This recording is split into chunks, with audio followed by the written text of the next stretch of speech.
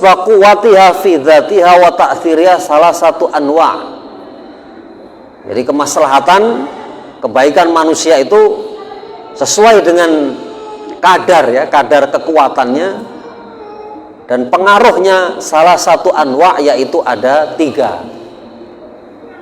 Nah, ini kitab usul fiqh ya al-Islami Syekh Wahbah Zuhaili. Jadi pedoman seluruh dunia ini ya. Yang pertama adalah ad-daruriyat. Jadi kemaslahatan yang primer. Nah, ini kita harus tahu ya nih. Jadi syariat Islam yang utama itu primernya itu untuk apa? Iyallati yatawaqqafu 'alaiha hayatun nas ad-diniyatu, yaitu kehidupan keagamaan yang utama itu tergantung di situ. Bihaitsu idza faqadat ikhtalafatil hayatu fid dunya. Jika tidak ada ketentuan di situ, maka dunia ini akan rusak ya. Wa sya'al fasadu, dan menyebar kerusakan, wa dha'an na'imu, ya kenikmatan-kenikmatan akan hilang ya. Wa halal iqabu fil akhirati, nanti di akhirat akan ujung-ujungnya siksaan dari Allah Subhanahu wa taala. Wa hadhihi daruriyatu khamsun. Nah, apa kemaslahatan primer 5 tadi itu? Khamsun wahya ad-din, wahya dinu, yaitu yang pertama adalah agama. Jadi menjaga agama. Jadi tujuan syariat Islam itu yang primer itu 5. Yang pertama hifdzuddin, yaitu menjaga agama. Kemudian yang kedua wan nafsi ya, dan menjaga nyawa. Nah, itu di situ dijaga. Jangan sampai nyawa manusia ini murah harganya. Kemudian yang ketiga adalah al-aqli, yaitu menjaga akal. Nah, akal pikiran jangan sampai rusak. Kemudian wan nasli, dan menjaga keturunan. Nah, jadi ini nomor keempat. Setelah menjaga agama, menjaga nyawa, menjaga akal, kemudian menjaga anak cucu keturunan. Jadi harus kebaikan, jangan sampai dirusak. Kemudian wal mali, dan harta benda. Nah, jadi 5 prinsip ini dijaga betul di dalam syariat Islam. Jangan sampai lalu ada sesuatu hal yang merusak 5 tersebut ya, yaitu agama, nyawa, kemudian akal, kemudian keturunan, kemudian harta benda. Wahya aqwa maratibil masalihi, dan kelima kemaslahan tersebut itu adalah tingkatan yang paling tinggi. Fa'alaiha yaqumu amrud dini wad dunya, karena kemaslahatan untuk kebaikan 5 perkara tersebut, disitulah banyak perintah agama dan perintah-perintah hal-hal yang bersifat duniawi. Wabil muhafadzati 'alaiha yastaqimu amrul jama'ati wal afrad, dengan menjaga kelima hal tersebut, maka kehidupan kemasyarakatan dan individu itu akan terjaga. Dari mana dasar hukum kok bisa menjaga 5 ini Pak Ustaz? Nah ini wa hifdzu hadhihi daruriyati musyarun ilaihi fi qauli ta'ala, menjaga 5 hal tersebut diisyaratkan oleh firman Allah Subhanahu wa taala, ya ayyuhan nabiyyu idza ja'akal mu'minatu yubayyi'naka ala alla yusyrikna billahi syai'an wala yasriqna wala yaznina wala yaqtulna auladahunna wala ya'tina bi buhtanin yaftarinahu baina aydihin wa arjulihinna, dan seterusnya ya. Nah, di sini disebutkan ada 5 hal prinsip yang harus dijaga di dalam agama. Wa qad hafidha syar'u hadhihi daruriyat ya. Untuk menjaga yang 5 tadi, nah, ada nahiyat ijadiha. Jadi ada apa? Mengeksistensi, mewujudkan ya. Kemudian wa nahiyati baqaiha, dan supaya tetap. Nah, ini dijaga. Nah, ini rinciannya. Fali ijadid, ini supaya menjaga agama itu, menjaga Islam kita, Jangan sampai hilang Islam ini. Wala tamutunna illa wa antum muslimun. Maka di situ ada penjagaan, jangan sampai ini hilang. Aujaballahu al-ityana bi arkanil islamil khamsati. Ya, selain kita percaya rukun iman, juga Allah memberikan di situ ada rukun Islam yang 5. Wal ibadati, dan ibadah. Jadi syahadat, sholat, zakat, puasa, dan haji. Jadi 5 ini bentengnya agama. Jadi supaya agama itu terjaga, sholat misalnya tonggak tiang agama.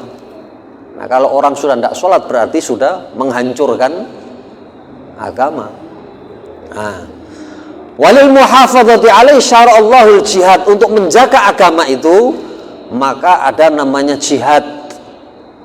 Nah, jihad ini kalau memang di situ mempertahankan diri dari musuh, ya berarti kita harus berperang semata-mata. Jangan sampai lalu umat Islam ini kemudian dibantai, kemudian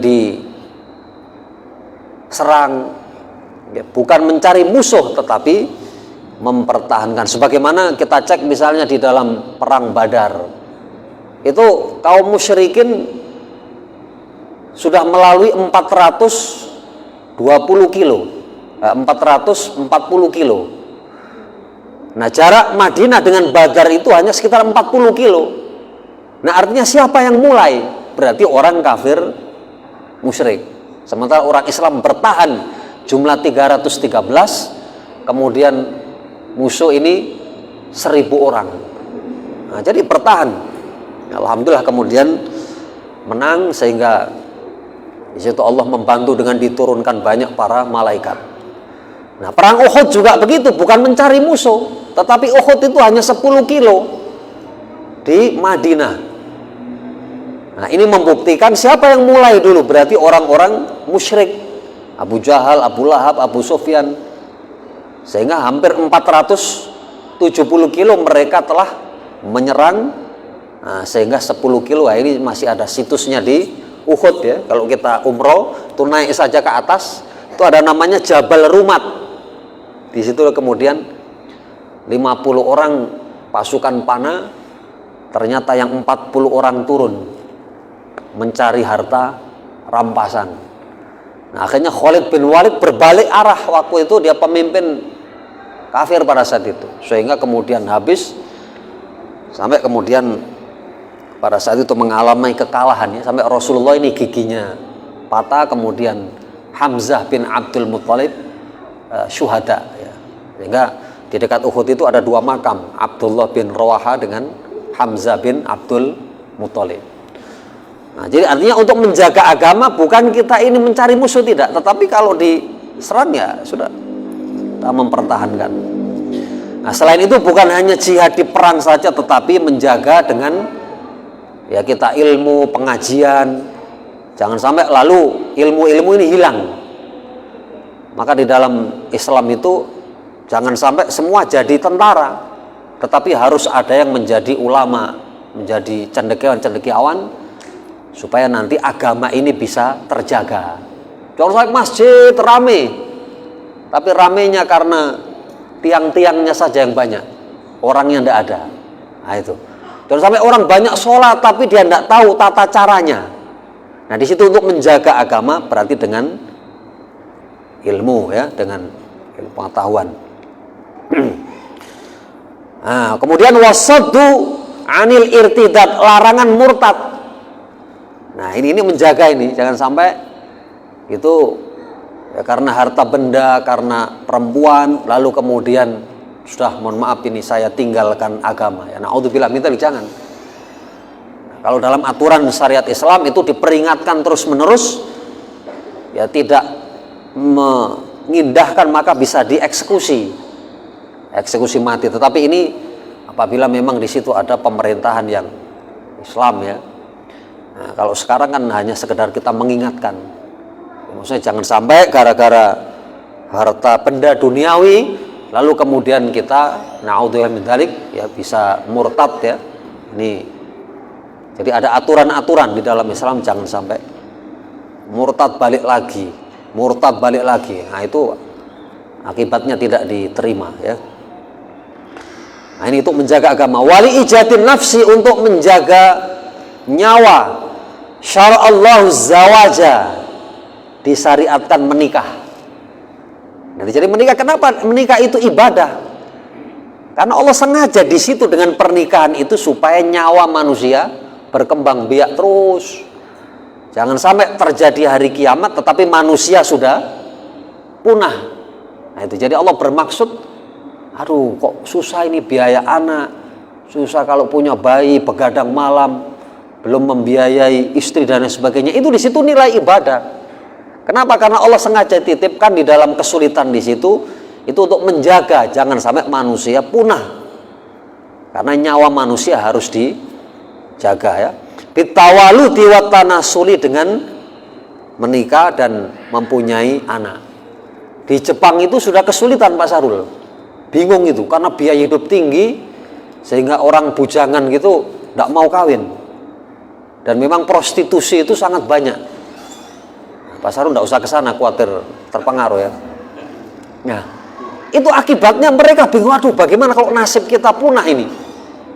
Kalau dalam Islam selesai Pak, tidak ada masalah. Jadi makanya jangan kita menantang.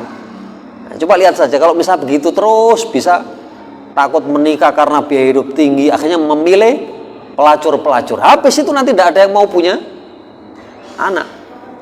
Nah, di Cina juga begitu, sudah mulai, meskipun Cina ini kan total seluruh dunia ini ada 8 miliar manusia ini. Saya tadi lihat TV One tadi itu. Yang pertama Cina, kedua India, 3 Amerika, keempat ini Indonesia ini. Nah, oleh karena itu maka dijaga kita itu ya.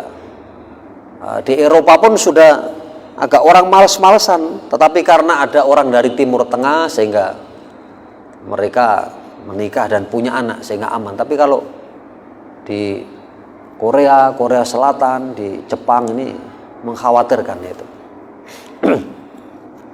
Nah, gitu ya. Kemudian aujaballahu tanawul dharuri minat ta'am, untuk menjaga maka Allah mewajibkan untuk memakan makanan-makanan dan minuman. Jadi kalau kita ini protes lalu tidak mau makan 3 hari, nah berarti di situ dosa. Nah, jelas ya. Jadi Allah Subhanahu wa taala menyuruh kita makan dan minum. Ustaz, mosok makan minum itu ibadah? Jelas ibadah. Kita niatkan supaya kuat, kita bisa mencari nafkah, kita bisa sholat, maka di situ adalah makan ini ibadah. Supaya apa? Supaya jiwa kita, diri kita, nyawa kita bisa terselamatkan. Jangan sampai protes lalu mogok makan. Nah, ini tidak boleh gitu ya. Itu haram ya. Wartidail libas, dan memakai pakaian. Jadi bukan hanya menutup aurat, tetapi jangan sampai kita kedinginan, jangan sampai kita kepanasan di Qatar ini, makanya dia pakai AC. Itu nanti pertandingan pertama malam berapa itu? Malam 21 Ustaz Rahim ya. Qatar dan Ekuador. Pak Sarul ya. Nah, itu ngapal karena. Jadi ini AC semuanya. Itu artinya panas sekali. Jadi Allah memberikan kita pakai baju, pakai pakaian. Itu di dalam surat An-Nahl itu, taqikumul har, menjaga pakaian ini dari panas dan juga dingin. Nah, jadi jangan sampai lalu, sudah saya tidak usah pakai baju ini. Ya meskipun celana tapi tidak pakai baju, akhirnya mati. Di India kemarin itu ada orang tidak mandi-mandi sampai umur 70 tahun. Hanya satu kamusnya pokoknya harus mandi. Setelah dipaksa mandi ternyata mati gara-gara mandi itu ya. Jadi aneh-aneh ya tuh. Wa furidul uqubatu ala qatil nafs. Nah ini untuk menjaga nyawa itu maka ada sanksi keras bagi pembunuh, yaitu harus dikisos. Nah, jadi kalau hanya 10 tahun, 15 tahun, 20 tahun nyawa mati. Banyak, tidak tahu yang di Kalideres itu kemarin dibunuh atau gimana Ustaz itu. Nah, itu satu keluarga itu. Yang terakhir kan Rudolf itu yang masukkan karung. Nah, ini jadi kewajiban makan minum, menjaga diri kita, kemudian larangan hukuman untuk pembunuh. Nah, ini akan menjaga jiwa. Kemudian yang kedua, wal aqlul ladzi yahabuhullahu ta'ala insan abahallahu subhanahu wa ta'ala kullama yakfulu salamatahu wa tanmiyatu bil ma'rifah. Supaya menjaga akal, disuruhlah kita belajar. Nah, seperti ini, ngaji itu ininya apa? Makanannya akal. Nah itu, lumayan kita nunggu Isya begini ini kan dapat ilmu, nanti pasti tenang. Jadi obatnya sumpek itu ya majelis ilmu itu ya. Dosa-dosa itu ya istirahatnya itu dengan majelis ilmu. Kalau orang capek tidur, tapi kalau roh itu dia istirahatnya dengan majelis. Tidak ada majelis ilmu lalu rame berkelahi, ada gas air mata, tidak ada. Pasti di situ ketenangan obatnya. Ya. Artinya ini supply ya, supply roh rohani. Wa harrama kullama yufsidu aw yudha'ifu quwwatahu. Diharamkan kalau sudah melemahkan akal, haram. Nah, jadi Islam itu menjaga betul akal jangan sampai rusak. Gitu. Kasyurbil muskirati, seperti minuman yang memabukkan. Haram, tidak boleh. Nah, itu jangan dilanggar, pasti akan habis akal manusia itu. Wa tanawul mukhaddirat, dan mengkonsumsi narkotika. Itu namanya mukhaddirat. Wa aujabal uqubata, dan mewajibkan sanksi yang tegas ya bagi orang yang mengkonsumsi, yaitu cambuk sebanyak 40 kali. Nah, ini kaitan dengan ta'zir itu hukuman hakim. Nah, kalau dulu zaman para sahabat ini cambuk 40 kali. Nah, Ustaz, bagaimana nanti di KUHP kita? Ya silakan saja, tapi harus ada hukumannya. Jangan produsennya dibebaskan, yang minum dibiarkan. Nah, sudah. Itu merusak, akhirnya banyak korban-korban. Jadi itu mestinya harus disangsi, gitu. Nah, dengan adanya hukuman terhadap pengkonsumsi miras ya, kalau narkoba masih dihukum, tapi kalau miras ini meskipun satu gentong pun dia kan tidak kena hukuman. Nah itu ya, di Indonesia ini masih ya itu, jadi miras masih ini. Nah, itu menjaga akal pikirannya. Wan naslu awin nasab syuri ali baqai zawaj, untuk menjaga keturunan tadi adalah menikah tadi. Ya, wa hurrimaz zina, dan diharamkan perzinahan, supaya jangan sampai tertukar nasabnya. Ini anaknya siapa ini? Nah itu. Dan jangan sampai lalu kalau diperbolehkan zina, bisa jadi anak laki-laki berzina dengan ibunya. Loh, anaknya bagaimana? Ya, na'udzubillah min dzalik. Bisa jadi seorang ayah lalu menzinai putrinya. Ada begitu kan gitu. Terus lahir bayi ya. Bayinya ini bagaimana? Nah, kan kasihan gitu ya. Bayi tidak punya dosa, lalu siapa bapakmu nak? Bapak saya, kakek saya. Siapa ibumu? Ibu saya. Ibu saya berarti ibu saya.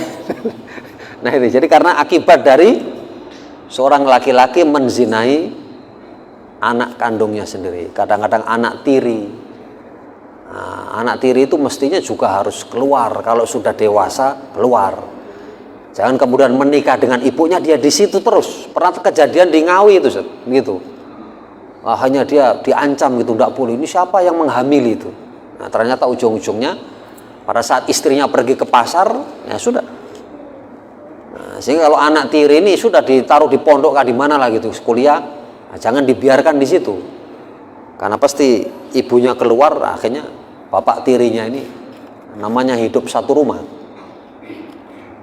Ya.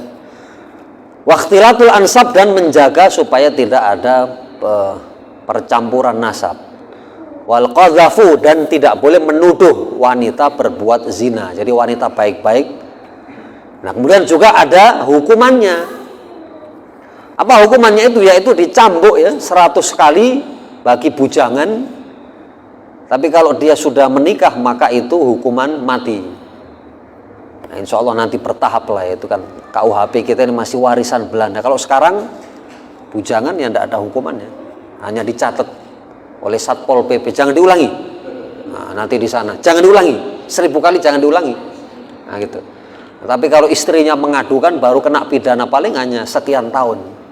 Lalu dalam Islam itu tegas, kalau sudah dia pernah menikah maka hukuman adalah rajam. Dan pernah dilakukan Rasulullah kepada Ma'iz, ini seorang laki-laki, akhirnya lempari batu. Kemudian Ghamidiyah seorang wanita juga seperti itu, akhirnya aman. Jadi supaya terjaga nasab atau keturunan tadi ya. Nah sekarang menjaga harta, aujaballahu ta'ala li tahsilihi wa huwa sa'yu fi talabi rizqi. Untuk menjaga ada harta maka wajib kita untuk mencari nafkah. Jadi mencari harta itu bukan hanya boleh tetapi wajib, supaya kita tidak mengemis. Ya, maka Allah menyatakan ya wa dzalalna apa namanya? Ya ayyuhalladzina amanu fa idza qudiyatis sholatu fantashiru fil ard. Ketika sudah selesai sholat Jumat, fantashiru fil ardi wabtaghu min fadlillah, dan mencari nafkah. Nah, begitu ya. Jadi ketika mencari nafkah itu bahkan apa yang kita suapkan untuk anak istri kita itu dihitung sebagai sodako. Nah, itu jadi menjaga harta itu supaya ya orang mencari. Itu. Walladzi ja'ala lakumul arda dhalulan famshu fi manakibiha wa kulu mir rizqi. Allah menjadikan bumi ini mudah untuk dilalui. Seandainya gunung semuanya, bagaimana cari nafkah? Tidak bisa. Jadi ada gunungnya, ada airnya, ada sungainya, ada jalannya. Nah berjalanlah, bertugaslah ke Bali sana menjaga KTT. Brimob sudah siap-siap ini. Nah itu kan artinya Allah menitipkan kita kemampuan untuk tenaga yang kuat. Nah itu artinya untuk selain menjadi khalifatullah kita sebagai pemimpin, juga di situ ada rizki. Dan rizki itu menjaga supaya kita tidak meminta-minta, sehingga kemudian ada pahalanya ya gitu. Wa syara'al muamalah, diperbolehkan transaksi jual beli. Nah silakan mau jadi penjual, nah itu kan dapat untung. Kemudian ingin sewa menyewa, nah, dapat ongkos, ya, kos-kosan. Pak Ustadz Saifullah itu di situ di belakangnya Mega itu dulu tanah kosong itu. Saya kemarin ke rumahnya, masya Allah ternyata ini sudah lantai 2 Ustadz, udah kos-kosan ini 12 pintu, bukan pintunya tapi semuanya ada. Nah itu. Berapa Pak Ustadz Saifullah? Ya satu ini lumayan 1,5 juta, kalikan itu, jadi kipas-kipas itu. Makanya dia itu. Artinya silahkan ya. Silahkan itu mau beli tanah di mana gini itu bebas gitu. Jadi Allah memberikan kita kesempatan. Silahkan. Pokoknya semua di karyawan Mega itu di situ. Nah ini kemudian apalagi hibatin, ingin memberi sesuatu seseorang ya silahkan hadiah, nah, bebas lah ya. Syirkatin, dan kongsi, mau nanam saham. Nah, jadi tujuannya supaya harta ini dititipkan Allah ini supaya kita mengelola. Jangan sampai manusia ini dengan harta, saya tidak mau harta. Jangan, justru harta inilah menjadi bekal kita supaya bisa memakmurkan bumi, dititipi. Nah gitu, tujuannya untuk memakmurkan. Jadi jangan sampai lalu anti dengan harta, tetapi juga jangan sampai berlebih-lebihan. Ya namanya titipan, namanya ini tujuannya dipergunakan ya untuk kemakmuran ya. Walil muhafadz, untuk menjaga harta benda supaya tidak hilang. Bagaimana? Hurimatis sariqatu, dilarang pencurian. Nah itu Islam itu begitu, tidak boleh. Ketika sudah mencapai 40 juta potong tangan. Wasariqu wasariqatu faqta'u aydiyahuma jazaa'an bima kasaba nakalam minallah. Itu adalah balasan supaya dia jera. Nah itu. Kalau hanya sekedar di bawah 40 juta, nah itu tidak kena potong dah. Nah itu jadi ada persyaratannya. Kemudian pada saat mencuri dia tidak dalam keadaan lapar itu. Nah, Ustadz, korupsi itu termasuk pencurian. Nah, itu berbeda. Kalau korupsi itu dia mengambil yang ada di dalam kekuasaannya. maka itu hukumannya adalah takzir. Takzir itu sesuai dengan putusan hakim. Jadi kalau misalnya seperti yang mantan ketua Mahkamah Konstitusi, ya sudah seumur hidup. Nah, begitu. Ya, setahu saya di Indonesia ini belum ada yang hukuman mati, Ustaz. Atau kita coba supaya tidak ada korupsi itu. Nah, itu. Nah, jadi ini kalau di Cina itu sudah habis itu. Oleh karena itu ini diharamkan ada ini. Nah ini wawajabal haddu ada biqat'iyati sariki dengan memotong tangannya. Wa hurimal ghisyu dan dilarang tipu menipu. Nah, itu menjaga ya. Wa riba dan riba tidak boleh. Wa akli amwalin nasi bil batil dan memakan harta manusia dengan cara yang batil. Nah, itu tidak boleh ya. Wa wajaba dhamanal mutlafat dan kalau kita merusakkan miliknya orang lain, nah, maka ini kita harus mengganti. Nah, jadi mobil kesenggol, nah, itu harus diganti. Tapi alhamdulillah aman. Nah, jadi itu supaya menjaga harta benda. Fanahmi bidzalikal amwal dengan semua itu maka kita menjaga harta benda. Allati biha ma'asyul khalqi dengan harta itu maka kehidupan bisa berjalan. Wahum mutparuna ilah manusia itu membutuhkan harta benda. Jadi itu partner harta itu. Semua titipan Allah Subhanahu wa taala supaya kita memakmurkan bumi kita. Ya, jadi ini 5 ya, tadi menjaga apa? Agama, nyawa, keturunan, akal, kemudian harta benda. Nah, sekarang ada kemaslahatan sekunder atau hajiat. Apa itu? Yaitu yang kalau tidak ada kemaslahatan itu maka hidup menjadi susah. Nah itu, maka Islam menyuruh di situ ada itu lakukan supaya hidupmu itu tidak susah. Apa diantaranya? Fafil ibadah di dalam ibadah syuriatir rukhasu. Ada rukhsah min qasri sholati mengkosor sholat. Tuh bagaimana kita perjalanan, tidak usah sholat kah? Jangan. Ada dispensasi. Yang 4 jadi 2, yang 3 jadi, nah, tetap 3 maghrib. Jadi jangan sampai jadi 1. Subuh jadi, tetap 2. Nah, itu enak. Supaya kita tidak sulit dalam beragama, Allah meletakkan di situ. Nah, sudah, pepergian ada qasar. Wa jam'i ahlil musafiri demikian juga bisa digabung. Zuhur dengan asar, maghrib dengan isya. Pak Ustadz, subuh digabung sholat duha kan? Tidak boleh. Ya. Wa ibahatil fitri fi Ramadan boleh berbuka siang hari Ramadan lil maridi bagi orang sakit. Nah, itu enak syariat Islam itu. Aduh, bagaimana sakit ini agama apa? Enggak, sakit boleh. Tapi jangan pura-pura sakit. Orang di Makassar kemarin itu, ya Allah ini siang-siang Cuto Makassar. Sepi, tapi motor banyak. Kok ada motor, ternyata setelah dibuka, makan siang semua itu. Kadang-kadang itu lalapan itu kelihatan kakinya, orangnya itu. Artinya ini bukan musafir ya, kalau itu namanya orang pesta itu. Wa adai sholati qa'idan dan boleh sholat sambil duduk. Kalau tidak bisa berdiri mungkin asam aurat sedang kambuh, nah itu duduk. Boleh duduk di kursi, boleh duduk di sini. Termasuk sholat sunnah boleh kita sambil duduk, baik sehat atau sakit. Nah, itu kemudahan. Jadi kalau misalnya tarawih ini kan 8 rakaat ya, dia masih nawar-nawar. Pak Ustadz, aduh 8 rakaat ini lumayan juga. Bagaimana? Sudah. Nanti 4 rakaatnya berdiri, 4 rakaatnya duduk. Nah, itu boleh-boleh saja. Jadi sholat sunat itu sehat atau sakit boleh sambil duduk. Ada dalam kitab fikih gitu. Nah, tapi kalau sholat wajib ya harus berdiri kecuali sakit.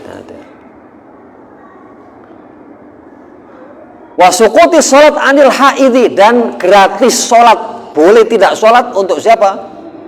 Nah, ini enak agama Islam itu. Anil haidi, wanita yang haid, menstruasi. Nah itu enak. Karena aduh perut sakit gini, pusing itu. Nah, sehingga kalau sholat itu berat. Nah, maka Islam mengasih keringanan. Luar biasa Pak Islam itu. Kalau kita ini menggali jeruannya itu, ibarat seperti itu Pak Ustaz gitu. Wan nufasai dan wanita nifas. Nah, nifas ini 40 hari.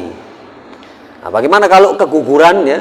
So, banyak ditanya orang-orang, kalau keguguran ya nanti dilihat kalau misalnya dia sudah usia 4 bulan. 4 bulan ini kan sudah ada rohnya itu ya. Maka di situ dihitung sebagai bayi. Nah, begitu. Tapi kalau dia kemudian hanya sebelum 4 bulan, nah itu ya darah-darah keguguran. Nah, gitu ya. Jadi wal mashu 'anil khufi. Jika pakai sepatu, tentara polisi dengan sepatu gitu. Nah, rupa susah ini ngelepas. Ya. Boleh ini tidak lepas sepatu, nah kita sholat. Kalau musafir ini 3 hari 3 malam. Jadi misalnya kita menjaga di mana ini kan pemekaran. Nah sudah nanti tinggal ngusap saja wudhu. Nah, tangan ini, nah, baru tidak usah dicopot, langsung diusap. Nah, ya, diusap sekedarnya dari sampai mata kaki itu. Nah, 1 kali, sunahkan 3 kali.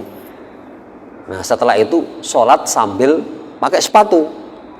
Nah, yang penting di situ kan suci, jangan sampai lalu sholat kok ada bau-bau, masya Allah tai babi ya, jangan gitu. Nah itu, ini luar biasa Islam itu. Harus Ustadz ini jangan tak sholat itu. Piket itu pun boleh 1 hari 1 malam. Katanya khuf itu, sepatu itu. 1 hari 1 malam tidak usah dilepas. Kita sholat di lantai, sholat di tanah, di lapangan, itu diperbolehkan. Nah enak itu Pak Islam itu. Jadi hanya kita ini yang mempersulit diri, ya. Wah ini kayaknya susah Pak. Saya pernah di Makassar itu, pas sudah menjelang azan, ojek itu sudah banyak kumpul gitu. Pas azan pada lari semua. Kemana Mas? Aduh kayaknya celana saya ini najis. Saya bilang najis nah, itu menghindar dari azan, ya. Berarti setan toh menghindar dari azan itu. Banyak Ustaz begitu, ojek itu, alasan saja itu. Selama ini celana kita ini tidak ada bekas kencing, tidak ada bekas najis, ya berarti hukumnya suci. Ustadz ini kayaknya, nah, kalau ragu-ragu dia enggak. Jadi al aslu baqa'u ma kana alam, karena yang asal itu adalah yang aslinya. Kalau asalnya kita itu celananya bersih, suci, ya suci. Kayaknya itu jangan dianggap, pokoknya kayaknya itu hilangkan. Nah begitu. Nah, tapi kalau sudah ada rasa-rasa, wah kayaknya ini memang keluar ini kencing ini, nah itu sudah, itu yakin itu. Tapi kalau ragu-ragu, nah itu jalan. Nah, sama dengan kita ragu-ragu sholat itu, ini kentut kah tidak, sudah jalan saja. Nah, tapi kalau nyata-nyata, nah sudah mundur, atau pingsan semua baunya ya itu. Nah, gitu ya. Jadi luar biasa ya. Jadi ini apa namanya, menjaga supaya hidup kita tidak sulit. Nah, sudah. Kemudian apalagi diantaranya adalah sudah wafil adat, ini ada di dalam adat istiadat ya, ini supaya tidak sulit. Wabiasa itu watamut bitabid rizki, diperbolehkan silakan makan yang enak-enak. Nah, itu boleh. Kalau tadi yang makan kan ya yang utama lah ya, yang primer. Nah ini setelah primer, bolehlah kita untuk makan yang enak. Nah itu jangan sampai lalu, saya tidak mau daging, enak. Jangan, itu malah ditegur di dalam Al-Quran itu. La tuharrimu thayyibati ma ahallallahu lakum. Jangan kamu mengharamkan, daging diharamkan, madu diharamkan. Nah itu asbabun nuzul ayat itu ya. Jadi silahkan, selama itu kita tidak berlebih-lebihan. Mau makan cumi-cumi silahkan, tapi jangan cumi-cumi 2 piring, ya langsung tewas itu. Ya duren 5, semua dimakan. Hati-hati. Jadi enak agama Islam itu, silahkan makan, tetapi wala tusrifu, jangan sampai berlebih-lebihan. Innallaha la yuhibbu itu. Nah, jadi kalau kita ya cumi-cumi makan ini, jadi kolesterol itu karena kita mungkin berlebih-lebihan ya. Tapi kalau normal silakan.